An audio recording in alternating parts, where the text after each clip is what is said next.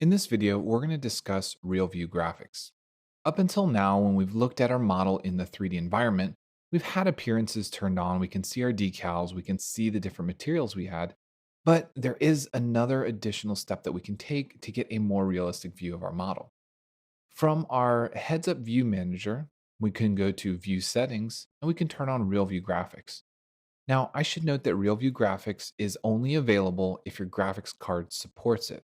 There are lists of graphics cards that are available on the SOLIDWORKS website if you go to solidworks.com and search for video card testing.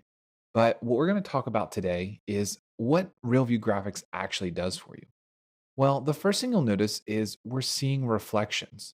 And as we rotate our model around, those reflections change. If we go to a different scene, for instance, our factory scene, this is much more apparent. You can see the background image is displayed on our model because we have a reflective material, we have a high gloss material. If I turn off Real View Graphics, you can see that disappears. We just have a matte image of what we're looking at.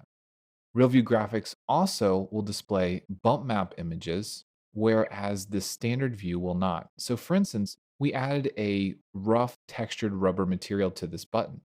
If we turn on RealView Graphics, you can get a preview of that bump map. So it looks like it's actually having a displacement. Another thing that RealView Graphics does for us, and we'll go to our strip lighting, is it'll actually display a more realistic version of our shadows. So we'll have a floor shadow and our reflections, but we'll also have self shadowing. So this means it takes into account the shape of our model and any directional lights, and we now have a self displayed shadow on the ground.